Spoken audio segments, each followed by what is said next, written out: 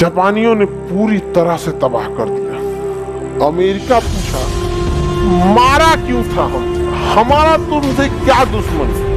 यार तुम बहुत तेजी से विकास कर रहा था, अगर हम विकास करते ना तो तुम बहुत तेजी से निकल जाता। इसलिए एक ही रास्ता है, तुमको हम ढकेल दिए पीछे। अब तुम 20 साल तुम्हारी कमर टूट जाएगी, अब हमको आगे बढ़ने दो। अमेरिका आग बबूला हो गया। अमेरिका कहा कि we will teach lesson to Japan, हम जापान को एक सबक सिखाएंगे। जापान के राजा तो हीरो ही तो we doesn't consider America is an important country. कहा हम अमेरिका को कोई इम्पोर्टेंट कंट्री नहीं मारते हैं, सुबह अभी तो मार के आए हैं। आई पूरा पर्ल हार्बर के आसमान पे गिद्ध की तरह जहाज घूमने लगे सब। अमेरिका को लगा कि हमारी सेना है। अमेरिका बेचारा जहर का घोट पी के रखा। कहा जापान तुमको भुगतना पड़ेगा। अब अमेरिका पूरा आग बबूला हो गया। कहा कि ब्रिटेन बहुत मारा रे हमको। ब्रिटेन का डूबी हुई कश्ती से किनारा पूछते हो, तुमको तो दूर जाके मारा, हम तो सीधाने खड़े हैं। हम तो एकदम ईपी सेंटर पे खड़े हैं। मार रहा है जर्मनी 15 दिन 15 रात बिना रुके बम गिराया, तुम 3 घंटा में उबी आ गया।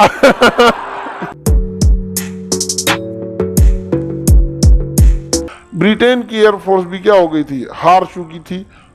जरूर ये बात है कि जर्मनी के पास इतने ज्यादा एयरफोर्स थे कि तबाह होने के बावजूद ही दूसर बना लेता था, फैक्ट्रीज वगैरह सब चालू थी। और इधर ब्रिटेन को समस्या थी कि भारत में भी चल रहा था भारत छोड़ो आंदोलन, पूरे सैनिकों को कहाँ ले जा सकते थे, आजाद हिंद फौज का गठन हो गया था। अब पूरी दुनिया यूरोप में पूरी तरह से पीस के रह गई थी। यही यूरोप शांति का नोबल देने वाले हैं सर। छोटा सा पूरी दुनिया में अशांति अपने फैला के रखा है सर, और दुनिया में जा रहे हैं शांति का नोबल देने के लिए। पूरी दुनिया में जहां जहां इसका उपनिवेश था, ब्रिटेन वहां से अपने सैनिक बुला के लाया था। अमेरिका मजा ले रहा था साइड से बैठ के। प्रथम विश्व युद्ध में भी मजा ले रहा था। हाँ मारो मारो, हम हथियार देंगे, हमसे हथियार खरीद लो, ब्रिटेन लो, जहाज चाहिए ले जाओ ले जाओ ले जाओ, 500 करोड़। नहीं समझा? तो जब आपके पास आप सप्लायर रहते हैं, डिमांड बढ़ती है तो आपके लिए तो फायदा है। अब कोई डॉक्टर है, उसके पास इलाज है किसी चीज का, अब बाकी सारे लोग को बीमारी हो जाए, डॉक्टर को क्या दिक्कत? कोई दिक्कत है? फायदा ही उसके लिए। यहाँ पर किसी सबको खजुवट हो जाए, सारा खजुवट का डॉक्टर खुश हो जाए। हाँ बिल्कुल आइए, खजुवट ठीक हो जाएगा। हमें समझ में आ रहा है कि नहीं? क्या एक चेहरा पे तो कौन चीज निकल जाता है, पिंपल्स बोलते हैं। हाँ हाँ, फुंसी वगैरह। तो उसका अगर डॉक्टर है तो किसी को पूरा का पूरा भर के मुंह हुआ उसका कटहल हो जाए तो डॉक्टर को क्या दिक्कत है, और आओ इलाज कराओ। तो अमेरिका डॉक्टर की तरह ट्रीट कर रहा था। अरे तुमको जर्मनी मारा, जर्मनी मार दिया, लो ये लो, नौसेना का पनडुब्बी ले जाओ, ये पानी वाली जहाज ले जाओ, ये ले जाओ। ये ससुरा पूरा बेचने के चक्कर में था। यहाँ पे पूरी बढ़िया से टेंशन फ्री था। कहा हमको कौन क्या कर सकता है। अब ये इसके पास पावर भी बहुत था, इससे कोई लड़ता भी नहीं। आज भी देखिएगा सबसे बड़ा सैन्य बजट इसी का, किसका? अमेरिका का। अमेरिका पूरा दबदबा बना रहा था। अब वर्ल्ड का नक्शा ये देखिए, क्योंकि पृथ्वी तो गोल है। पृथ्वी क्या है? गोल। ऐसे चपटा थोड़ी है, तो हम कहीं से भी काट। बार बार तुम लोग जियोड मत ले आ दिया करो। जियोड में क्या समझाने के टाइम पे, तो उसको आप कहीं से भी क्या कर सकते हैं, खोल सकते हैं। ये भी है, ये इंडिया हो गया, ठीक हो। ये क्या हो गया? यूरोप। सारा मारधार किधर है? यूरोप। तो देखिए अमेरिका इस रास्ते से भी यूरोप पहुंच सकता है, पहुंच सकता है। ये रहा अमेरिका।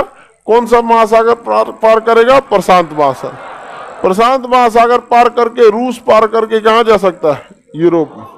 ये जगह कौन है? जापान। ये कौन है? जापान।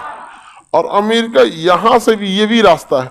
वो प्रशांत महासागर अभी दिखाएं आपको, इधर से ना जाके अटलांटिक महासागर पार करके भी कहां आ सकता है? यूरोप। यानी अमेरिका बीच में। अमेरिका की इस साइड जाएंगे तो एशिया आ जाएगा, अमेरिका के इस साइड जाएंगे तो एशिया, और इस साइड जाएंगे तो यूरोप, यूरोप आ जाएगा। तो ये देखिए अमेरिका, ये रहा अमेरिका, इस साइड जाएंगे तो क्या आएगा, यूरोप, और इस साइड जाएंगे तो एशिया। अब अमेरिका के साथ एक प्लस पॉइंट क्या है कि अमेरिका से युद्ध लड़ना है ना तो बढ़िया नौसेना रहना चाहिए, अन्यथा भूल जाइए आप, क्योंकि एक साइड में क्या है, प्रशांत महासागर, देखिए इस साइड से जाएंगे तो प्रशांत महासागर और इस साइड से अटलांटिक महासागर, दोनों साइड से बड़े बड़े महासागरों से घिरा हुआ है अमेरिका। अब इससे लड़ेगा कौन, उतना बड़ी नौसेना होनी चाहिए। अब इसने देखा, अमेरिका ने, यहां पर एक द्वीप है इसका हवाई द्वीप, ये एशिया से बहुत पास में है, जैसे इधर से जैसे निकलेंगे थोड़ा सा दूर जाएंगे ये हवाई द्वीप, जैसे उधर से निकलेंगे यहीं आएंगे ना हवाई द्वीप। तो हवाई द्वीप से ये जापान, ऑस्ट्रेलिया और भारत, इस पर नजर रख सकता था अमेरिका। कौन रख सकता था, अमेरिका। अब हवाई द्वीप अमेरिका के लिए बहुत बड़ा एक एडवांटेज साबित हो रहा था, क्योंकि कोई भी अगर प्रशांत महासागर से अमेरिका की ओर आएगा तो हवाई द्वीप पर उसकी जो नौसेना है वो तबाह कर देगी। दोबारा आप हवाई द्वीप को इस नक्शे पर देखिए, ये यूरोप,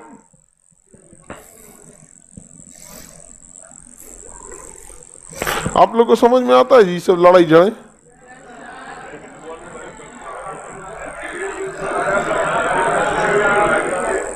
मान लेते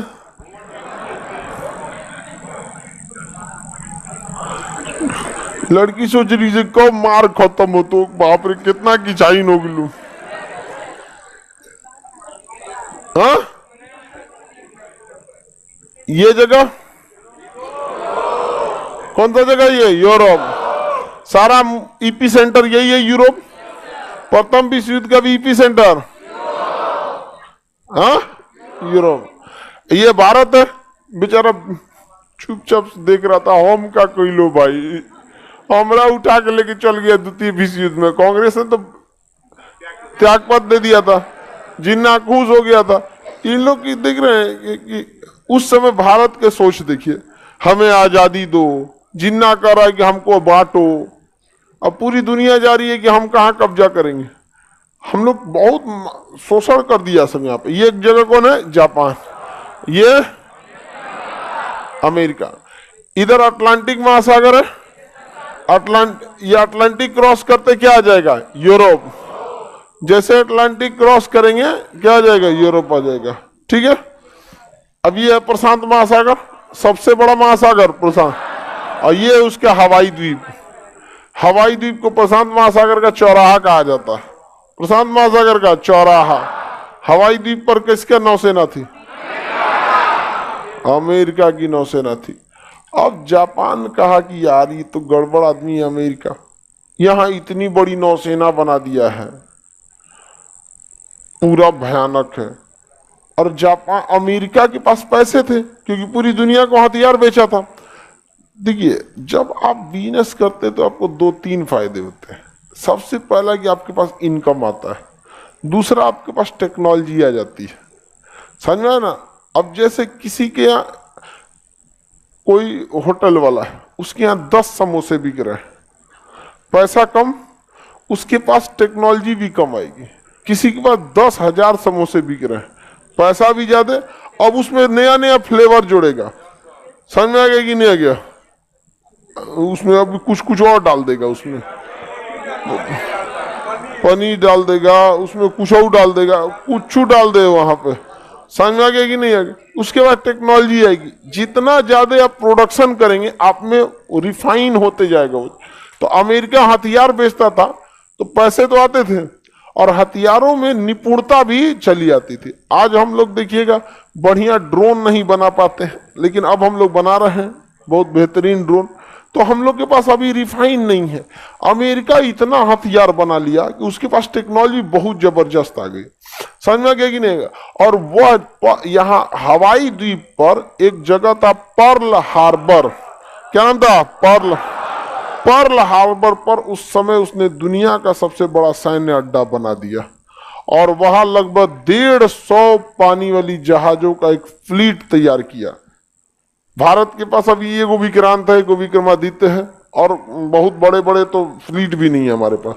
लेकिन अमेरिका ने तो पूरी तरह से तबाही का पूरा फुल प्लान बना के चलाया अमेरिका। जापान देखा कि यार ये तो गलत बात है। ये जापान के पास उस समय लगभग 110 थे फ्लीट।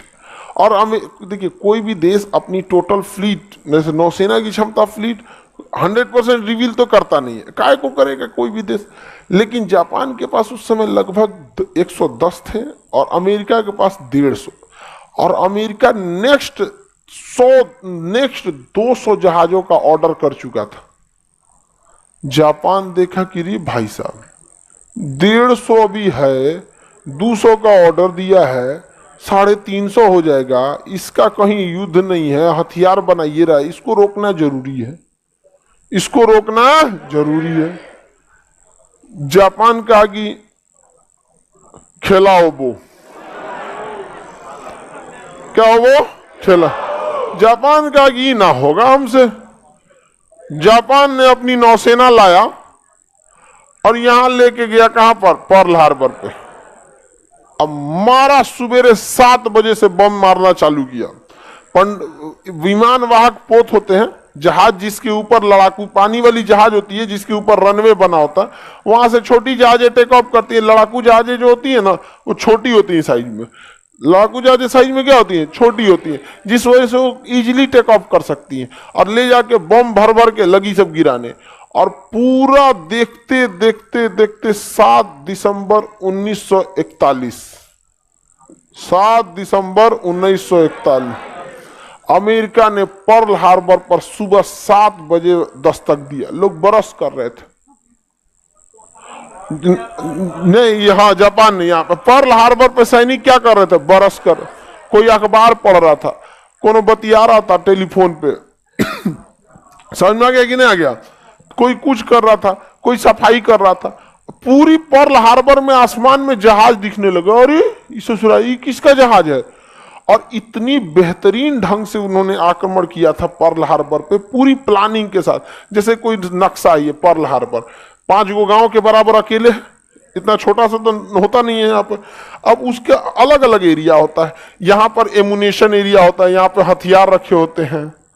एक एरिया होता है रडार एरिया, जहां पे निगरानी के सारे सामान होते हैं। एक होता है रेसिडेंशियल एरिया, जहां पे सैनिक सब आराम करते हैं। एक एरिया होता है एडमिनिस्ट्रेटिव एरिया, जहां पे सारे डिसीजंस लिए जाते हैं। एक होता है टेक्निकल एरिया, जिसमें सारी टेक्निकल मशीनरीज वगैरह लगी होती हैं। एक होती है इलेक्ट्रिकल एरिया, जहां बिजली वगैरह होता है। एक मेन फाइटर एरिया, जहां पे रनवे होता है। यहाँ पे क्या होता है, रनवे होता है। इस रनवे पे क्या खड़े रहेंगे, जहाज। और यहां पर एक मेन होगा डकयार्ड होगा, डकयार्ड होगा जहां पानी वाली जहाजें ऐसे ऐसे आके खड़ी रहेंगी। एक जो बैकयार्ड में था अलग से, यहां पे भी पानी वाली जहाजें आके खड़ी थी यहाँ पे। तो यहाँ पे सामान लोड करने के लिए पानी वाली जहाज में बंदरगाह होगा, एक दूसरे साइड में बंदरगाह था। ये पूरा नक्शा था किसका, पर्ल हार्बर। पर्ल हार्बर को हराना नामुमकिन सा था। 3 ठो इसमें क्या थी, डकयार्ड थी, वहां पे नौसेना। 2 ठो, एक लड़ाई के लिए रेडी थी, एक स्टैंड बाई में थी, या एक यहाँ पे थी। एक मेंटेनेंस वाला अलग था, जहाजें बिगड़ जाती हैं तो वहां जाके मेंटेनेंस होगी। उसके अलावा एयरफोर्स के लिए रनवे था, यहाँ पे बंकर था, सैनिक यहाँ रहते थे सब। समझ आ गया कि नहीं। स्कूल था, जो सैनिक वगैरह रहते हैं उनके बाल बच्चे की पढ़ाई के लिए क्या था, स्कूल। पूरा शहर बसा दिया था। सुबह सुबह पहुंची कौन, जापानी एयरफोर्स। जापान की एयरफोर्स एंट्री मारती है इधर से, पूरी तरह से इसके लगभग 30 से 40 जहाज आगे बढ़ जाते हैं। उसके पीछे कुछ जहाज और आते हैं जो इस साइड से चले जाते हैं। उसके पीछे और आते हैं जहाज जो अलग डायरेक्शन में चले जाते हैं। मतलब वो सब सबसे टारगेट फिक्स करके आए थे सब।